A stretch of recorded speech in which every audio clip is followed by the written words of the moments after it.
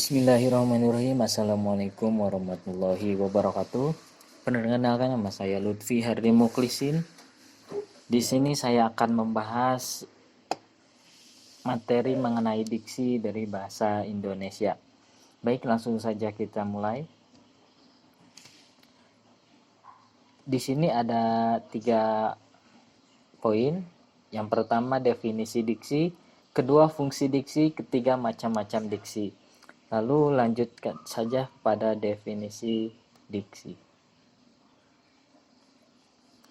Dalam KBBI, diksi diartikan sebagai pilihan kata yang tepat dan selaras dalam penggunaannya untuk mengungkapkan gagasan, sehingga diperoleh efek tertentu yang diharapkan. Menurut Graf, pengertian pilihan kata atau diksi jauh lebih luas dari apa yang dipantulkan oleh hubungan kata-kata.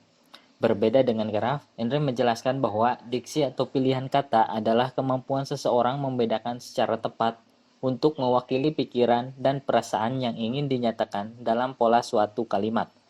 Berdasarkan pengertian-pengertian tersebut, dapat disimpulkan bahwa diksi adalah pemikiran sebuah kata secara tepat dengan ide atau gagasan yang mewakili pikiran dan perasaan yang ingin disampaikan kepada orang lain dan dinyatakan dalam sebuah kalimat baik secara lisan maupun secara tulisan guna untuk memunculkan efek tersendiri bagi si pembaca maupun pendengar.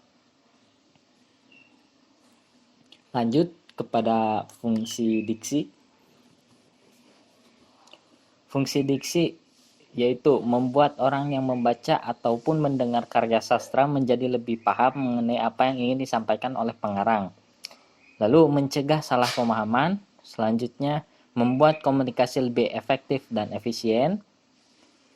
Lalu melambangkan ekspresi atau gagasan yang ada dalam gagasan secara verbal, tertulis maupun terucap. Selanjutnya membentuk ekspresi ataupun gagasan yang tepat sehingga dapat menyenangkan pendengar maupun pembacanya. Yang terakhir, mengantisipasi terjadinya interpretasi atau tafsiran yang berbeda antara penyampai kalimat dengan penerimanya. Kita lanjut kepada poin ketiga, macam-macam diksi.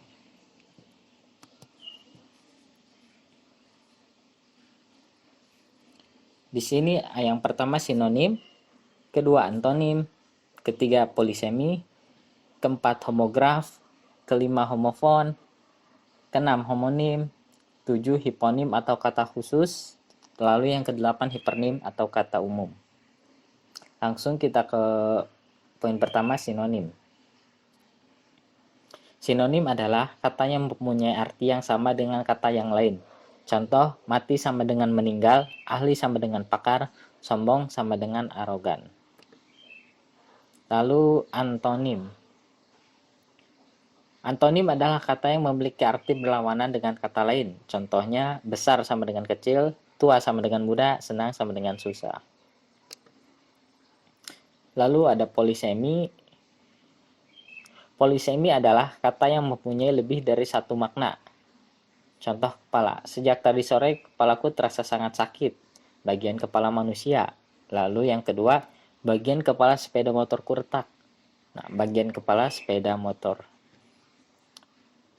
Yang keempat, homograf. Homograf adalah bentuk kata yang memiliki lafal dan arti yang berbeda, namun ejaannya sama. Contoh apel berjaga dan buah. Yang pertama, para TNI bergantian apel di markas pusat. Lalu yang kedua, paman baru saja memanen buah apel.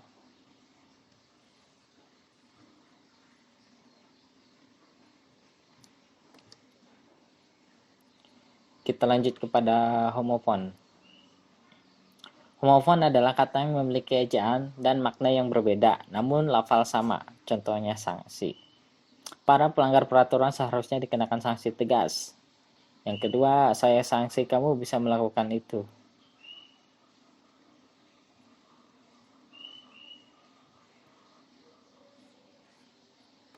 Kembali lagi kita ke poin ke-6, homonim.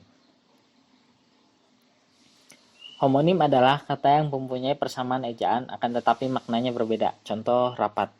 Salah satu syarat kesempurnaan sholat adalah barisan shaf yang rapat. Yang kedua contohnya yaitu pagi ini di kantorku sedang ada rapat penting para direksi.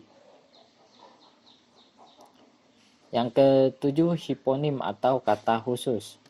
Hiponim adalah bentuk kata yang maknanya tercakup oleh bentuk kata lainnya. Contoh, nasi, roti, dan lapis legit tercakup ke dalam kata makanan. Lalu ada tomat, kangkung, bayam, wortel tercakup ke dalam kata sayuran. Yang terakhir, hipernim atau kata umum. Hipernim adalah kata yang mencakup makna kata lain. Contoh, bunga mencakup melati, mawar, anggrek, bunga matahari, dan lainnya. Lalu ada buah yang mencakup pisang, pepaya, mangga, durian, apel, dan lainnya. Oke, mungkin itu saja yang bisa saya sampaikan. Terima kasih. Ditutup. Wassalamualaikum warahmatullahi wabarakatuh.